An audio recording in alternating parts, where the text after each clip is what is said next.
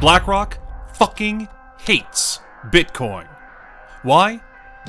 Well, we all know these guys love owning stuff.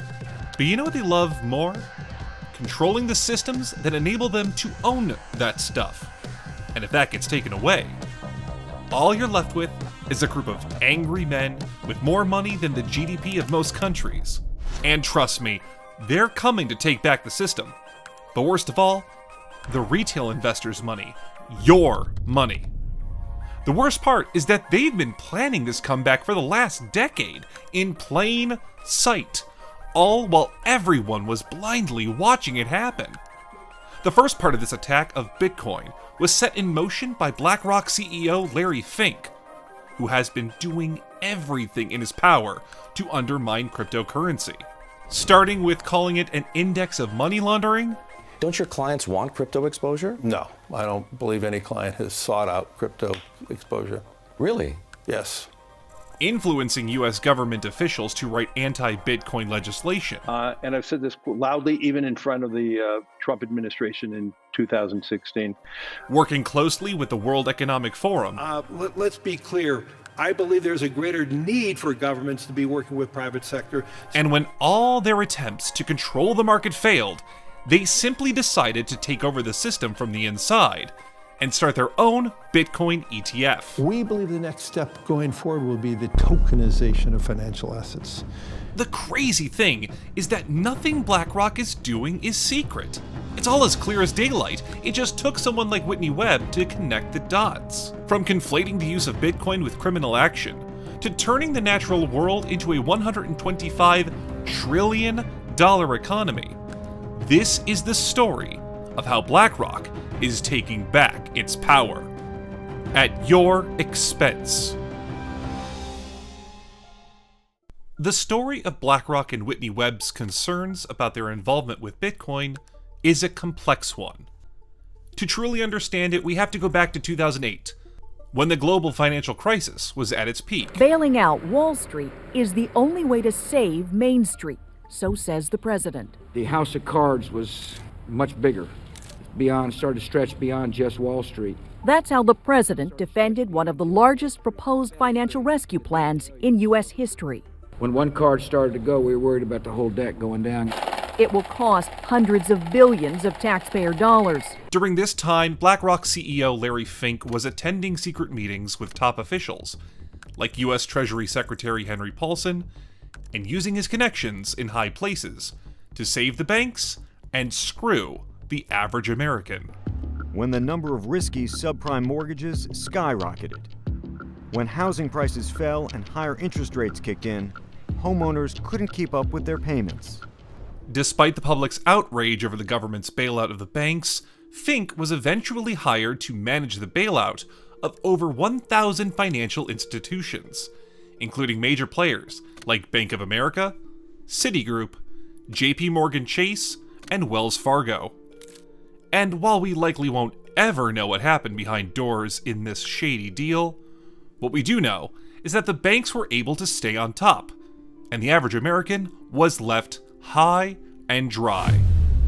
So, while people were having their houses foreclosed on and losing their life savings, the government dished out upwards of $500 billion to keep the banks running. The government said their reason for doing this was they believed it was a necessary maneuver to save the American economy from ruin. But come on, guys. It's the US government. It's not surprising they bailed out corporations before the average American. Whitney has previously been incredibly vocal about why BlackRock shouldn't have been the company leading Washington's bailout of Wall Street in the first place, as they had a huge conflict of interest as the largest shareholding in several companies they were bailing out. Of course, they were going to play favorites and come up with reasons why companies on Wall Street needed more government money. They were set to benefit directly from this. And boy, has this paid off for them. BlackRock assets are now worth $10 trillion. Yes, trillion, with a T. So when the latest news comes out saying BlackRock has acquired 1% of all circulating BTC, you can see why the Bitcoin community and Whitney were rightfully worried about their involvement. The first time I really wrote meaningfully about Larry Fink was probably a few years ago. in relations to the Glasgow Financial Alliance for Net Zero, where Larry Fink is a principal. It's like a UN sponsored organization that was co-founded by Mark Carney, former head of the Bank of England and later Bank of Canada, former Goldman Sachs. In her latest interview, Whitney dives into what she predicts BlackRock's next move will be, and how she believes that these banks are once again working to control the financial system and use their power to corrupt the market. Well, it seems like in Larry Fink's case in particular, there's a goal, a big ambition there to develop new asset classes that can be used to basically fuel their existing business model and perpetuate it for, like, I don't know, millennia forward. So one of these that I've been writing about for a few years is the whole idea of natural assets. But why would BlackRock want to do this?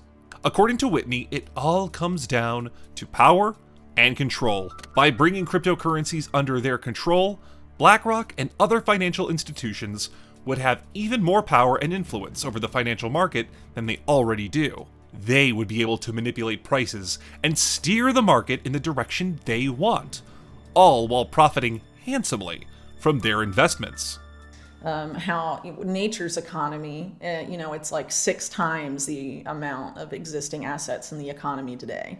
And so as an asset manager, BlackRock being able to unlock and take control of as many natural assets as possible that aren't currently part of the financial system is obviously a way for them to perpetuate what they do and deepen and expand their control over not just people in the existing financial system, but really over the natural world as well.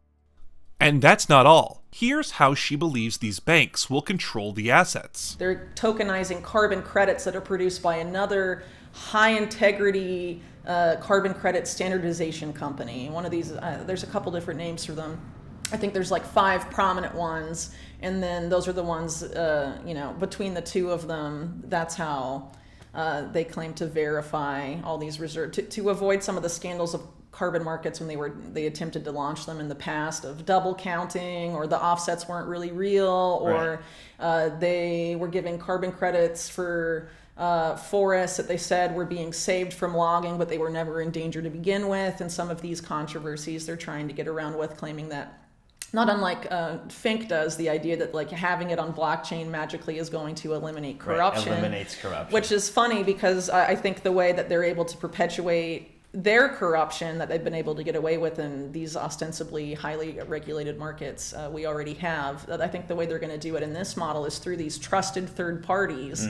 Just the trust us guys, they'll be able to manage our stuff, the surf stuff, and not let us get away with anything probably, but the big guys at the top, I'm sure, will be able to manipulate those trusted third parties. BlackRock constantly flip-flops on its position on Bitcoin, and now on why it became interested in tokens in the first place.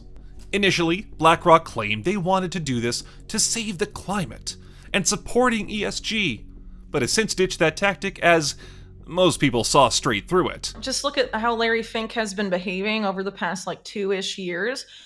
He was known as a big ESG guy, right? And then he openly abandoned the ESG terminology and straight up said that climate finance, green finance, all of that stuff he's involved in is about profits, not about wokeness or saving the planet or whatever. Ultimately, Whitney is trying to warn those using Bitcoin to be wary of the involvement of Wall Street, and predicts their plan is to move the financial system to one where everything becomes an asset that big financial institutions control. I think particularly in the Bitcoin space, people need to decide if it's going to be something that they want to let be co-opted by Wall Street, or if people in the Bitcoin space want to fight for it to be the tool it was originally marketed and sold to people as a tool for sovereignty and financial freedom. Don't want financial institutions having control over your investment? With Bybit, your crypto is safe and secure, allowing you to trade with peace of mind. As a new trader on Bybit, you can usually get up to $300. However, by using the link in this video description, you can unlock an exclusive deposit bonus of up to $30,000. Yes, that's right, up to $30,000. Take advantage of this incredible offer by clicking the link below this video and start trading on Bybit today. So, back to BlackRock. How will they get away with this? This is a direct, 180 from the rhetoric as the action. You have Kushner in the White House, sending emails, referencing Sam Altman's blog post where he talks about creating a US dollar coin, a USDC stable coin, and how that might be helpful. You see a lot of this kind of rhetoric on at the forefront, but the actions behind it being totally against it. Same thing with Jamie Dimon, right? What Whitney is predicting here is that BlackRock will be able to hide behind the AI. This works in their favor because if they are the architects of AI, they will still be able to control the market. If they don't feel like letting you take your money out, they can simply blame it on an AI that deemed your transaction fraudulent. But there is still a whole other side to this: the threat to the privacy of Bitcoin. While BlackRock moves into and plans to expand in the cryptocurrency space, the US government has falsely equated using Bitcoin to cybercrime. The value of Bitcoin is the main driver of cybercrime. There's no evidence for that talking point. It actually just comes from the SWIFT policy paper that essentially paints crypto in general as a threat to their ambitions, which is to have a completely surveilled internet and a completely surveilled financial system. Crypto is now being conflated with crime, thus scaring people into trading their privacy for the security of controlled and monitored banks. Privacy has always been a big draw for Bitcoin users. It has allowed people to store their currency in a place that isn't controlled by the government. With this being said, Whitney's predictions are particularly worrying. The other thing they need to happen is for the average person to become incredibly fearful of financial privacy and online privacy to the point that they will willingly trade their privacy for greater security, or rather what will be sold as greater security. Bitcoin, privacy-minded crypto, and privacy-preserving technologies like encryption must become public enemy number one in order for the offered solution, a completely surveilled internet and completely surveilled financial system, to be accepted by the masses. Throughout this speech, Whitney discusses how the government is trying to impose new regulations on Bitcoin to, hear my sarcasm here, stop cybercrime. The effect of this is that Bitcoin users will become worried about their Bitcoin being seized and, in fear, move to what the government calls safer alternatives, like having your Bitcoin in the hands of BlackRock. Those that wish to force us into the former scenario clearly and unequivocally see Bitcoin as well as privacy-enhancing technology as a direct threat to their power and their plans, and there has never been a more important time to choose a side. What this all comes down to has nothing to do with cybercrime or saving the planet, and everything to do with power. Big investment banks like BlackRock don't like you having private money. They don't like the individual being able to control their fate. They want full control of the system, just like in 2008, when everyone bent to their whim, and they can keep making more and more money, influencing more and more government policy, and stay on top. So, that's where it stands today. We hope Whitney will make more public statements in the future and keep providing a voice to the average trader who will be impacted by the investing behemoth BlackRock. And if this sounds fairly dystopian, don't lose hope yet. There are still great platforms out there to trade Bitcoin on. Whether you're a beginner looking for a simple way to start trading crypto, or an expert who likes to have all the control, you'll find CryptoSea has just the tools to help you get the most out of crypto trading. Click the link in the description below to get started today. Also guys, let us know what you think about Whitney's predictions in the comments.